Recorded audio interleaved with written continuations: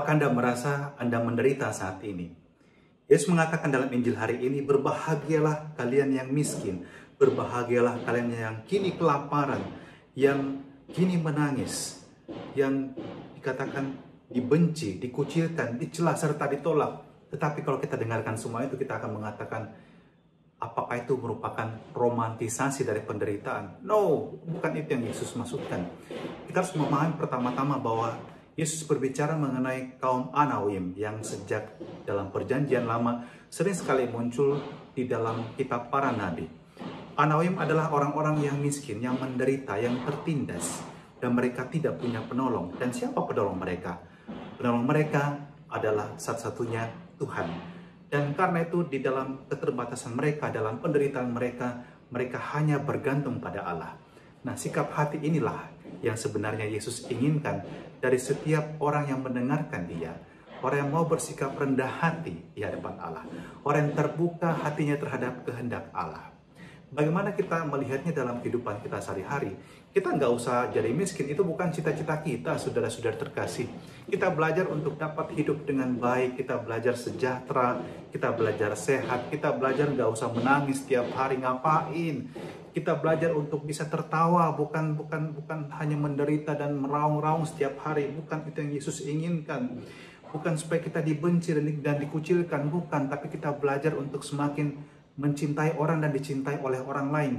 Tetapi yang dimaksudkan Yesus adalah semangat kemiskinan ini, semangat Anawim ini, semangat keterbukaan ini juga harus ada dalam hati kita.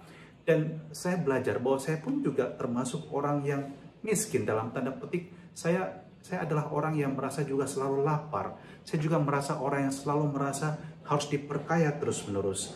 Saya merasa bahwa saya juga membutuhkan sesuatu yang dapat membuat saya semakin bertumbuh dan berkembang dalam hidup ini. Contoh misalnya, orang kadang-kadang bertanya pada saya, Pastor, bagaimana membuat renungan harian dan tidak kehabisan ide? Ini kita sudah berjalan hampir 2 bulan renungan harian seperti ini di Semakara.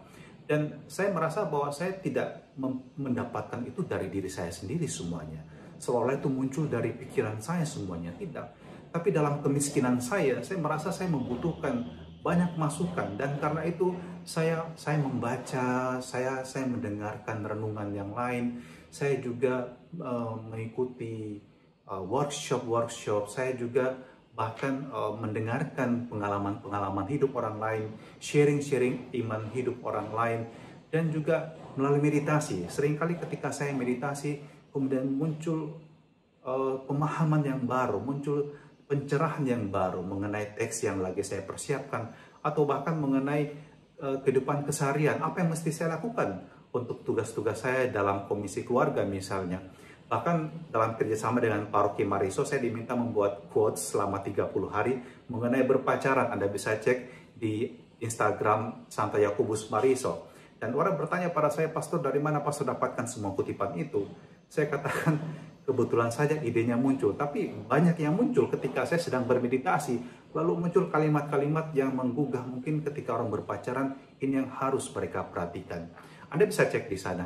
Tapi itu bukan kekayaan dari saya. Saya yakin bahwa itu semua dari rahmat Allah. Ketika saya membuka hati dan pikiran, di sana juga Allah berbicara pada saya dan menyapa saya. Dan ketika saya merasa jiwa saya juga lagi lelah, saya merasa letih, saya membutuhkan juga kehadiran Allah, kehadiran orang lain di sekitar kita. Dan kalau saya membutuhkan, saya juga kemudian berbicara pada konselor yang lain. Saya membutuhkan nasihat pun, saya akan minta pertimbangan dari konselor yang lain. Saya seorang konselor, tapi ketika saya juga mengalami situasi yang sulit, saya seringkali juga membutuhkan mendengarkan bagaimana pendapat orang lain. So, being poor is not something terrible, tapi bagaimana kita bersemangat miskin, itulah yang penting sebenarnya. Dan saya mau katakan bahwa ketika kita bersemangat miskin, kita memiliki kerinduan hati, kehausan, kelaparan untuk diisi. Dan bagaimana kita mengisi hati kita, semangat kita, jiwa kita dengan roh Allah, dengan semangat Allah, dengan kekuatan Allah, dengan sukacita, itu pertama, have friendship with God. Milikilah persahabatan dengan Tuhan. Itu yang pertama-tama menjadi sumber api dalam diri kita sehingga kita bisa memancarkan kekuatan dan sukacita ini. Walaupun kita kadang-kadang mengalami keterpurukan, Anda gagal, Anda jatuh, tapi Anda tidak menyerah. Anda akan bangkit kembali dan menunjukkan bahwa Anda punya power. Anda bisa kembali berdiri di atas dua kaki Anda. Yang kedua adalah having friendship with your family. Ingat, dalam situasi yang sulit, family adalah basis di mana kita bisa bernaung, minta tolong, dilindungi, dijaga, dan juga mendapatkan pertolongan yang kita butuhkan. Bahkan pada saat semua orang meninggalkan kita semoga masih punya keluarga, tempat di mana itu menjadi oase bagi kita, menjadi benteng pertahanan bagi kita sehingga kita tidak mengalami ketakutan dan kecemasan. Dan yang ketiga, having friendship with friends. Jadi true friends, I mean. Jadi bukan hanya teman bersenang-senang ya. Kalau teman senang-senang itu gampang lah. Yang penting punya duit, punya fasilitas, pasti banyak teman yang datang. Tapi yang namanya sahabat, having true friendship, itu penting menjadi sumber inspirasi dan kekuatan bagi Anda. Saat Anda lagi merasa down, saat Anda merasa khawatir, cemas, terluka, Anda bisa sharing perasaan Anda pada orang yang Anda percaya. Juga tentunya bukan hanya susahnya, tapi sukanya juga. Ketika Anda share kegembiraan Anda juga akan mengalami sukacita. Dengan orang yang lemah, Anda akan lebih berempati. Ini yang penting. Waktu kita menjadi orang yang lemah, kita belajar bagaimana sih di dalam kelemahan itu.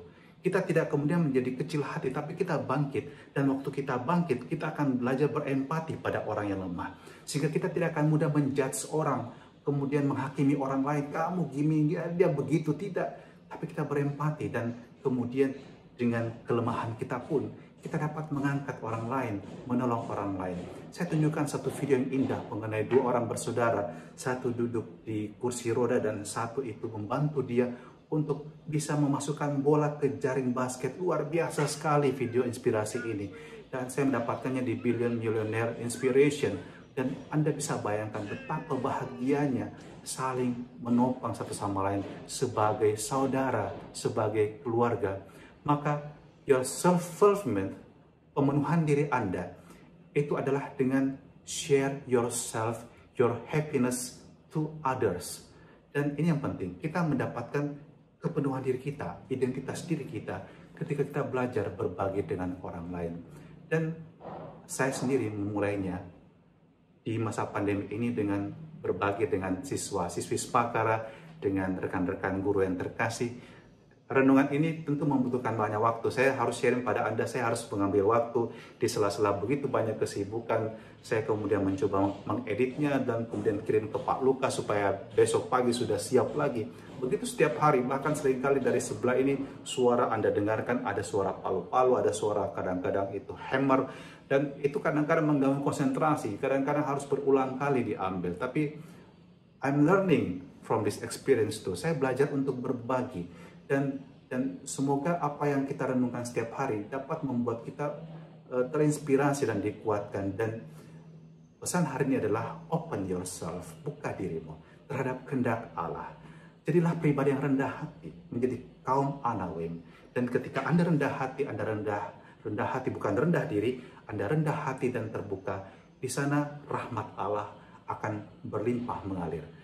Hanya ruang yang kosong yang dapat diisi. Kalau Anda sudah penuh, Anda sombong, Anda merasa diri Anda kaya, Anda merasa diri sudah berkecukupan, Anda merasa tidak butuh siapa-siapa, bahkan ada yang merasa tidak butuh Tuhan sama sekali. Dan itu Yesus katakan, celakalah kalian, hai orang kaya, karena dalam kekayaanmu kamu telah memperoleh hiburan. Celakalah kalian yang kini kenyang, karena kalian akan lapar. Celakalah kalian yang kini tertawa, karena kalian akan berduka cita dan menangis. Itu menyinggung orang-orang yang memiliki self-fulfillment dan merasa tidak membutuhkan siapapun, termasuk membutuhkan Tuhan. Mari kita berdoa, semoga kita punya kerendahan hati dan keterbukaan hati untuk menerima Tuhan dan juga uluran tangan sesama. Tuhan, dalam kelemahan Engkau membuat kami kuat. Sehingga bersama dengan Engkau, kami tahu kami dapat berjalan di tengah badai kehidupan. Maka jadikan kami selalu sebagai pribadi yang rendah hati, yang mempercayakan hidup kami di dalam kuasa-Mu. Jangan jadikan kami berhati sombong, melainkan jadikan kami orang-orang yang percaya dan juga menaruh pengharapan padamu, serta berbaik hati dengan orang lain. Happiness is about sharing of life, dan kami ingin kami bahagia dengan juga saling berbagi. Kami para guru berbagi dengan para murid dengan ilmu pengetahuan, waktu kami, kebijaksanaan kami, dan para murid yang terkasih. Kami pun juga sebagai murid-murid belajar untuk berbagi di rumah kami masing-masing, berbagi waktu dengan orang tua, dengan saudara-saudara, dan terlebih berbagi sukacita di dalam masa-masa yang sulit sekalipun. Dan turunkanlah berkat-Mu yang Maha Kuasa atas suster kepala sekolah, atas Bapak Ibu guru, para staf pegawai, atas anak-anak didik kami yang terkasih, juga orang tua mereka di rumah, dan semua saja mendengarkan renungan pagi ini, dalam nama Bapa dan Putra dan Roh Kudus. Amin. Semangat Semakara, Tuhan memberkati selalu.